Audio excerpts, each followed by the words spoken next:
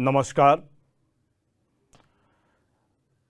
राज्य शिक्षा शोध एवं प्रशिक्षण परिषद बिहार पटना में आपका स्वागत है।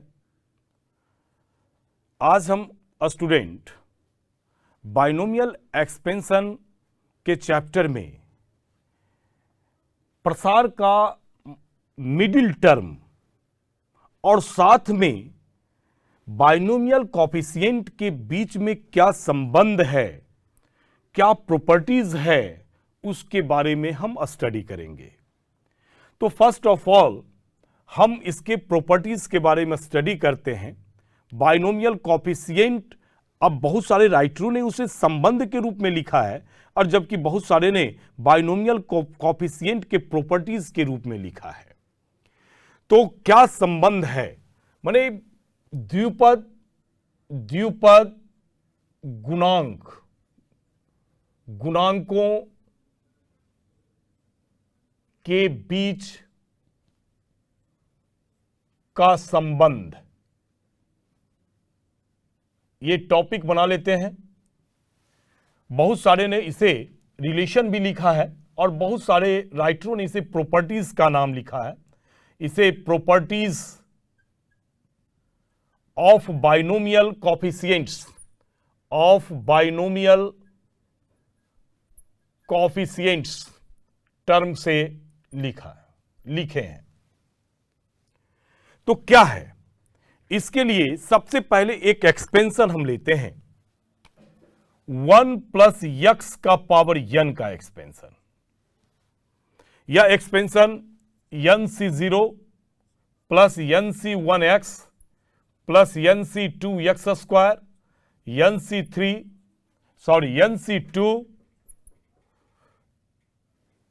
0 1 2, यहां मिस हो गया स्टूडेंट, 2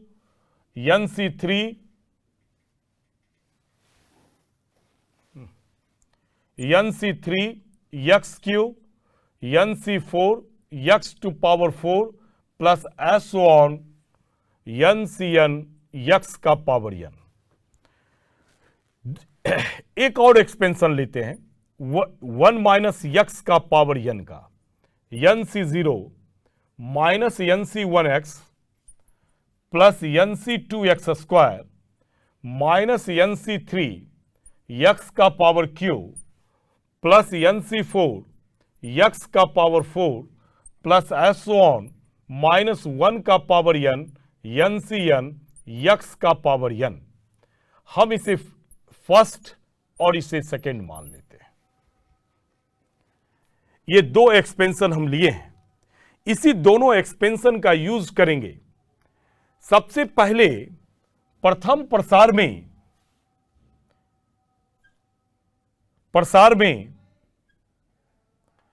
x इक्वल टू 1 रखते हैं। 1 रखने पर देखते हैं कि क्या संबंध मिलता है। तो आप पहले वाले प्रसार में x इक्वल टू 1 रखेंगे तो 1 प्लस 1 का पावर n हो गया, nc0 plus x equal to 1 रख रहे हैं, nc1 into 1, nc2 into 1 square, nc3 into x cube plus nc4 into 1 to power 4 plus ncn x1 का पावर n। मतलब फाइनल आ गया student nc0 plus nc1 plus nc2 plus nc3 plus s1 कर लेते हैं ncn इक्वल टू 2 का power n।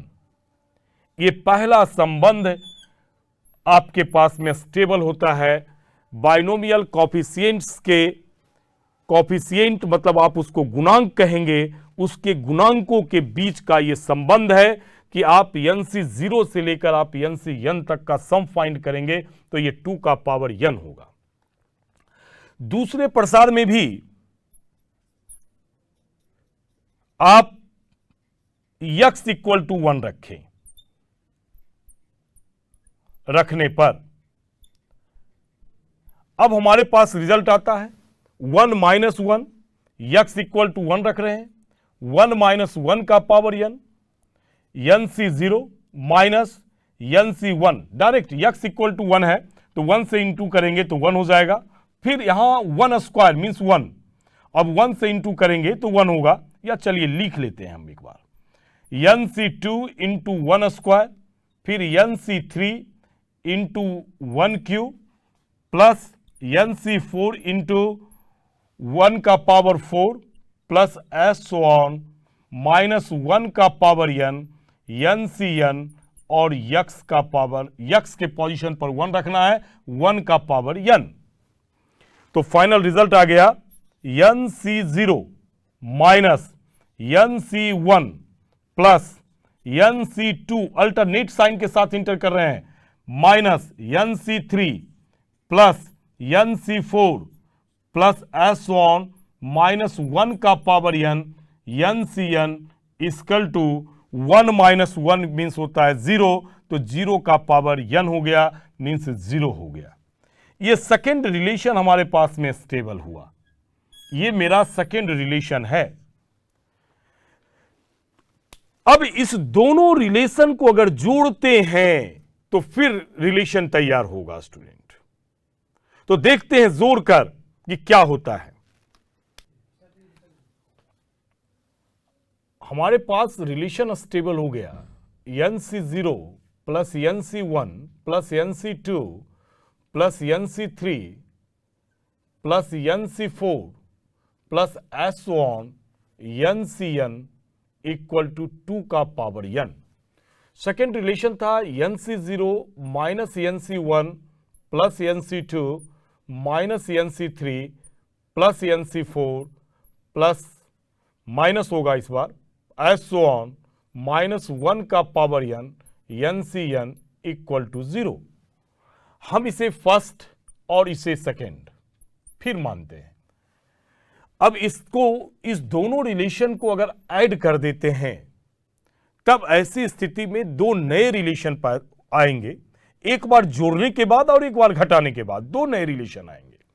जैसे first plus second करते हैं, अब ऐड करेंगे तो सिंपल है, ये प्लस माइनस वाला जो साइन है वो कैंसिल होते जाएगा, तो ये ऐड हो गया एन सी जीरो और एन सी जीरो, तो 2 into N C zero plus minus cancel, फिर आ जाएगा 2 इंटू एन सी टू, ये एन सी थ्री वाला टर्म कैंसिल हो जाएगा, plus 2 into N C four plus S on कर देते हैं, और लास्ट टर्म हमारे पास माने आरएचएस वाला जो टर्म है वो फिर 2 का पावर n इंटू 0। यहां से स्टूडेंट 2 कॉमन ले लेते हैं, तो N C zero N C two N C four plus S on equal to 2 का पावर n। 2 को भेज देते हैं आप आरएचएस साइड में, तो फाइनल आ जाएगा N C zero plus N C two plus N C four plus S on 2 का पावर n डिवाइडेड बाई 2, मैंने 2 का पावर 1 है तो ये 1 माइनस हो जाएगा, तो 2 का पावर n माइनस 1। ये एक रिलेशन फाइंड हो जाता है। यह रिलेशन देख रहे हैं, एन सी जीरो है फर्स्ट टर्म है, एन सी टू का मतलब थर्ड टर्म है, माने first term, third term, fifth term, माने ऑड पोजीशन पर जो टर्म है अगर उसकी बाइनोमियल कोफिशिएंट का सम निकाला जाएगा तो 2 का पावर n माइनस 1 हो जाएगा। और अगर इसे माइनस कर दें तो फिर एक नया रिलेशन, फर्स्ट माइनस सेकेंड। अगर माइनस करने में साइन चेंज होगा, ये माइनस हो जाएगा तो प्लस माइनस कैंसिल, ये प्लस हो जाएगा, ये प्लस वाला साइन माइनस में बदल जाएगा और माइनस का साइन प्लस में चेंज कर जाएगा, तो ये प्लस माइनस कैंसिल, ये प्लस प्लस ऐड हो जाएगा, तो आ जाएगा 2 इंटू एन सी वन, फिर ये प्लस है तो माइनस हो जाएगा, तो ये कैंसिल आउट हो जाएगा, ये माइनस है तो प्लस हो जाएगा, तो फाइनली आ जाएगा 2 into N C three plus, उसी प्रकार से आगे बढ़ेंगे, 1 है 3 है और 5 आ जाएगा, ये अपना सीक्वेंस में बढ़ता जाएगा। मतलब ये सेकेंड टर्म है एन सी वन, फिर आपका एन सी थ्री आपके पास में यहाँ फोर्थ टर्म है, तो इवन पोजीशन पर जो टर्म है उसका हम सम फाइंड कर रहे हैं, और फिर हमारे पास में आरएचएस हो जाएगा 2 का पावर n माइनस 0। फिर 2 यहां से कॉमन लेंगे तो NC1 NC3 plus NC5 plus S on equal to 2 का पावर n। फिर 2 RHS साइड में भेजते हैं तो NC1 या 2 से दोनों साइड डिवाइड कर लेते हैं, आप ऐसा भी बोल सकते हैं। NC3 NC5 plus S on equal to 2 का पावर n डिवाइडेड बाई 2, फिर 2 का पावर n-1। इससे ये अर्थ निकलता है स्टूडेंट कि अगर ऑड पोजीशन पर, ये ऑड पोजीशन पर जो टर्म है उस टर्म का बाइनोमियल कॉफिशिएंट का अगर सम फाइंड करते हैं तो ये 2 का पावर n-1 होता है। और अगर हम इवन पोजीशन पर जो टर्म है उसके बाइनोमियल कॉफिशिएंट का अगर सम प्राप्त करते हैं तो 2 का पावर n-1 होता है, दोनों इक्वल होता है। और ये जो फाइंड किए थे इसमें कंटिन्यू है, फर्स्ट टर्म एक्सपेंशन का फर्स्ट बाइनोमियल कॉफिशिएंट से लेकर अंतिम बाइनोमियल कॉफिशिएंट तक, मतलब n घात का था तो अंतिम तक आप पहुंचेंगे, तब ऐसी स्थिति में कॉफिशिएंट का सम 2 का पावर n हो जाता है। और अगर आप अल्टरनेट साइन के साथ इंटर करते हैं, plus minus plus minus plus minus alternate sign के साथ अगर इंटर करते हैं तो उसका सम फाइनली 0 हो जाएगा। अब हम लोग सीखेंगे कि इसका मिडिल टर्म कैसे फाइंड करते हैं, प्रसार का मिडिल टर्म के बारे में पढ़ते हैं। आप इसे मिडिल का मतलब मध्य पद कह सकते हैं। प्रसार का मध्य पद कैसे फाइंड करेंगे मिडिल टर्म के बारे में, तो स्टूडेंट हम मिडिल टर्म निकालते हैं, एक्सपेंशन ले लेते हैं a प्लस बी का पावर n। इसका अर्थ है कि यहां घात, ध्यान रखेंगे कि यहां घात जो दिया गया है वो n है, तो इसमें पदों की संख्या प्रसार में पदों की संख्या n प्लस 1 हो जाएगा, एक अधिक होगा। अब यहां 2 केस उत्पन्न होता है। पहला केस फिर n सम संख्या हो सकता है, और दूसरा केस कि ये n जो है विषम संख्या हो सकता है। तो केस फर्स्ट देखते हैं, n equals to even number लेते हैं। इवन नंबर मीन्स है सम संख्या लेते हैं। अब घात सम संख्या है तो पदों की संख्या, यहां पदों की संख्या n प्लस 1 है, और n प्लस 1 जो है, चूंकि n इवन है और एक ऐड कर दिए, इसका अर्थ है कि ये विषम संख्या हो जाएगा, ये हमारे पास विषम संख्या हो जाएगा। अब हमें यह सोचना है कि n प्लस 1 माने पद उसमें विषम है, घात सम है, और इसका जो हमने प्रसार किया उस प्रसार में पदों की जो संख्या है वो पदों की संख्या आपके पास में विषम है। तो विषम संख्या का मध्य पद कैसे निकालेंगे? अब एक छोटा सा एग्जांपल हम लेते हैं, A1, A2, A3, A4, A5, ये हमने विषम संख्या में पदों की संख्या लिया। इसमें 5 पद है, 1 2 3 4 5 पद है। n जो आप देख रहे होंगे तो आपको ऐसा लग रहा होगा कि n में मैं कैसे फाइंड करूंगा। हम उसको सिंप्लीफाई कर रहे हैं कि सिर्फ 5 पद लेते हैं, 5 भी आपके पास में विषम संख्या है, 3 भी विषम संख्या है। आपको मध्य पद निकालना है तो आप 5 में तो अपना मध्य पद खोज ही सकते हैं ना, कि ये मध्य पद हमारे पास में 3 है, तीसरा पद है। तो ये तीसरा पद कैसे मिला? अगर उसे हम लास्ट पद के रूप में अगर इसे लिखेंगे तो लिखेंगे कि ये फाइनली 5 प्लस 1/2 है, तब तो ये 6/2 इक्वल टू 3 होगा। मतलब ये हमारा एक फॉर्मूला ड्राइव करता है कि अगर n हमारे पास विषम संख्या है तो मध्य पद उसका n प्लस 1/2 होगा। तो यहां अगर यहां पदों की संख्या n+1 है तो आप प्रसार का मध्य पद निकालना है हमें। मध्य पद क्या होगा? तो क्या होगा? पदों की संख्या तो n+1 है, जैसे यहां 5 था, यहां n+1 है, तो हमारे पास इसका मध्य पद हो जाएगा n+1, और एक और भी ऐड किए हैं इसमें, तो +1 डिवाइडेड बाई 2 पद, ये पद हमारा मध्य पद हो जाएगा। मतलब हम इसे n+2/2th टर्म कह सकते हैं, पद कह सकते हैं, वहां लगा सकते हैं, मतलब इसे हिंदी में भी लिख सकते हैं, इसे n+2+1 वहां पद कह सकते हैं, ऐसे, या TH लगा दी, पद कह सकते हैं, जैसे लिखना है आपको लिखिए। तो ये पद हमारा इसका मध्य पद होगा।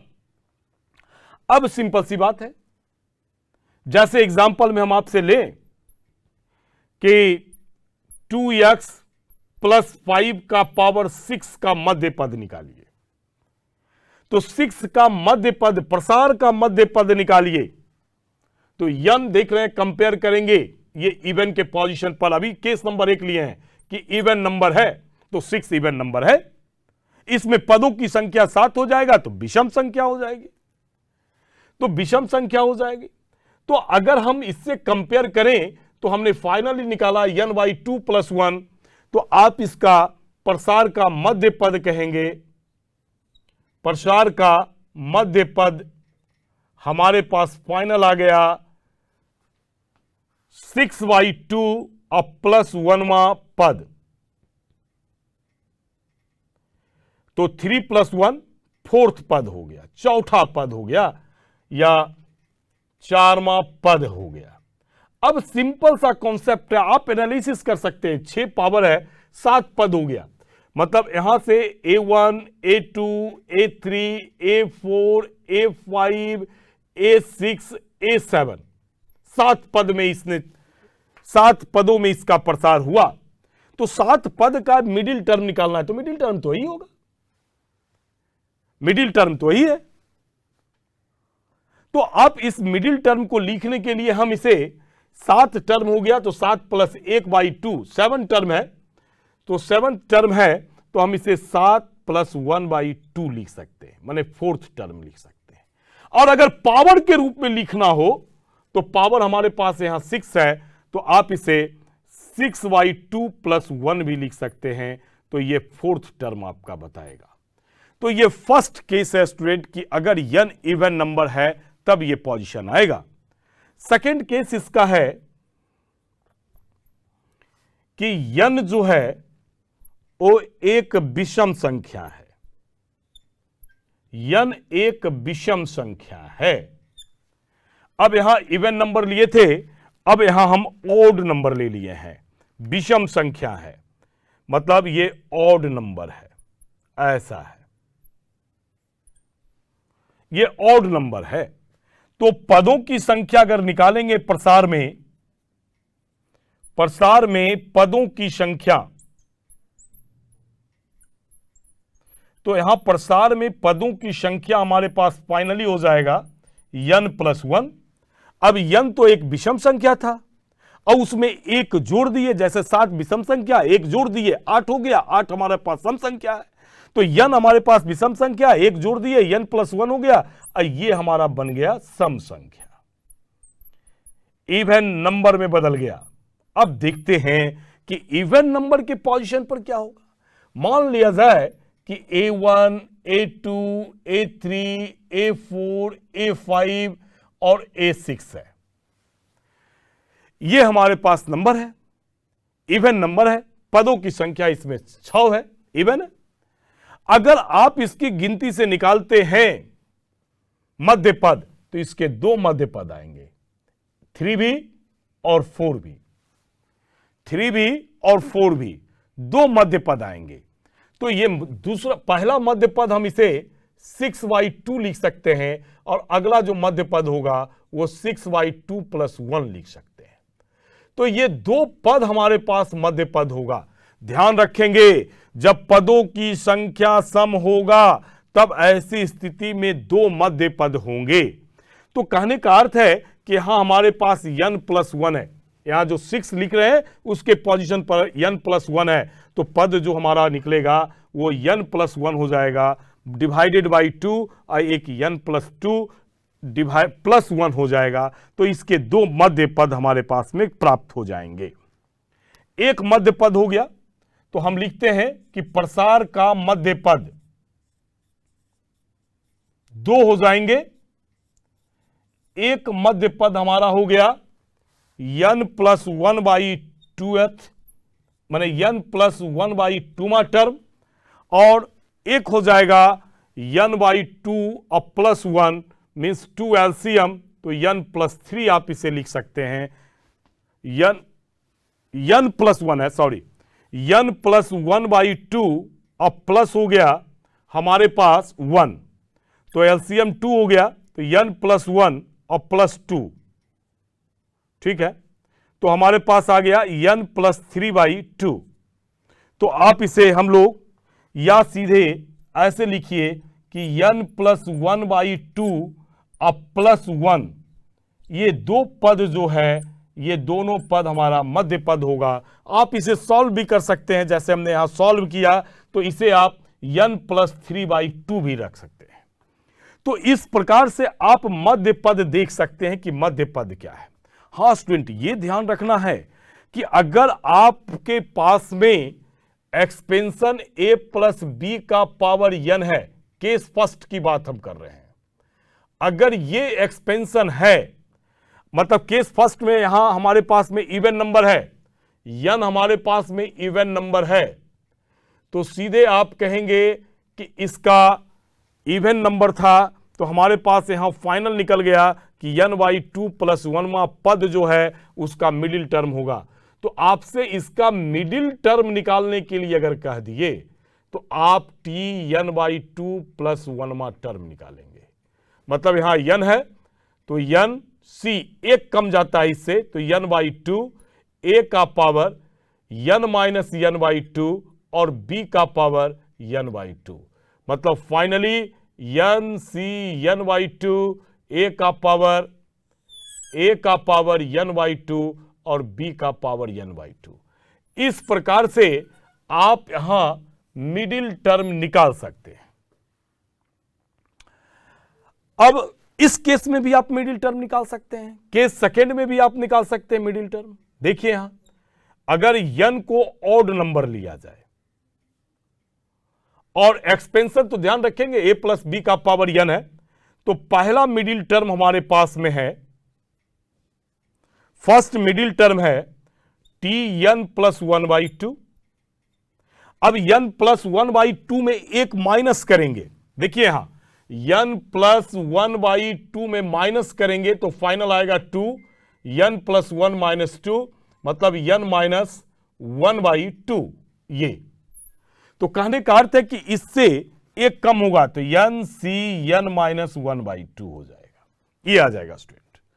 अब यहां a का पावर दोनों का डिफरेंस n-1/2 और b का पावर n-1/2 होगा, और साथ में एक और मिडिल टर्म होंगे। क्या होंगे मिडिल टर्म? n+1/2 + 1, ये भी मिडिल टर्म होगा। दो मिडिल टर्म हमारे पास में यहां फाइंड होंगे, दो मध्य टर्म होंगे। तो ये n-c n+1/2 हो गया, a का पावर n, इसको सॉल्व कर लेना स्टूडेंट, तो n-n+1/2 इंटू b का पावर n+1/2।